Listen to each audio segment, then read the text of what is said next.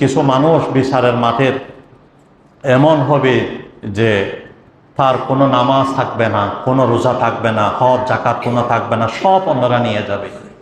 ওই আচার ব্যবহার খারাপ হওয়ার কারণে তার প্রতিদান হিসাবে সমস্ত কিছু নিয়ে যাবে। নবীজি সাল্লাল্লাহু আলাইহি ওয়াসাল্লাম এই কথা সুন্দর করে বলেছেন সাহাবীদের মাঝে, বলছেন, হে আমার সাহাবীরা, মাল মুফলিস, তোমরা কি জানো মুফলিসকে? অসহায় ব্যক্তিকে, ফকিরকে, মিসকিনকে। তখন সাহাবীরা বললেন, ইয়া রাসূলুল্লাহ, যার কাছে টাকা নাই, লাইসা দিনারুন ওয়ালা দিরহাম, যার কাছে টাকা নাই, পয়সা নাই, সেই তো অভাবী, সেই তো ফকির, সেই তো মিসকিন।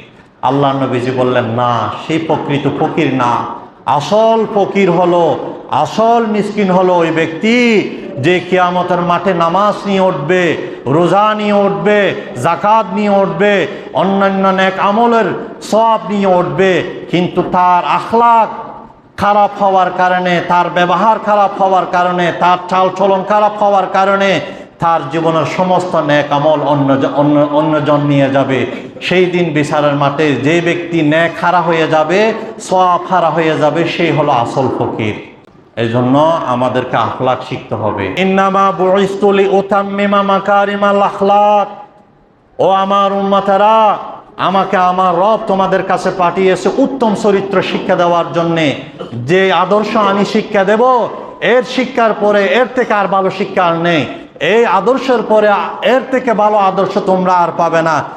আখলাক থেকে একটা দিক হলো মানুষের ভালো জিনিসকে সাপোর্ট করে নেওয়া, সমর্থন করা, স্বীকৃতি দেওয়া। কোনো একটা মানুষ ভালো কাজ করলো, ভালো কাজ করলে তাকে বাহবা দেওয়া, মন্দ কাজ করলে তাকে ফিরিয়ে আনার চেষ্টা করা। সমাজের মানুষ যদি কেউ একটা ভালো কাজ করে, তাকে বাহবা দিয়ে সেই কাজ আর উৎসাহিত করা, ভালোর প্রতি আরো ঠেলে দেওয়া। মন্দ কাজ করলে আপনি মনে মনে তাকে নিয়ে কিভাবে তাকে ফিরিয়ে আনা যায় এই চিন্তা ভাবনা করা। কিন্তু এই চরিত্র আজ আমাদের নাই। আমাদের কি রকম চরিত্র? আমাদের চরিত্র হলো মাছির মতো। কেমন মাছি?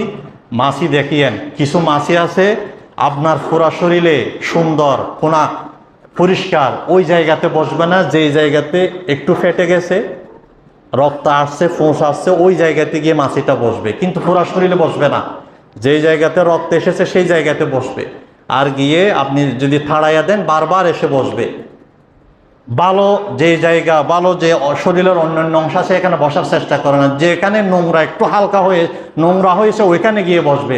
তদ্রূপ আমাদের অবস্থা এরকম যে একটা মানুষের 99টা ভালো দিক আছে, ওই দিকে আমরা তাকাই না। একটা মাত্র ত্রুটি আছে, ওইটা নিয়ে টল করতে থাকি, ওইটা নিয়ে তামাশা করতে থাকি, ওইটা নিয়ে বলাবলি করতে থাকি।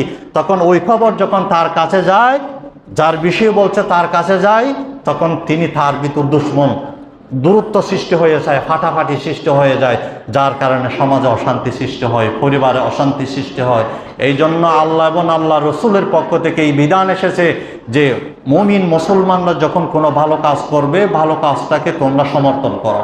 পারলে মন্দ যে কাজ আছে সেই মন্দ কাজটাকে কিভাবে ফিরিয়ে আনা যায় সেই চেষ্টা করো। আল্লাহ আমাদেরকে এই গুণে গুণান্বিত হওয়ার তৌফিক দান করুন, বলো না আমিন।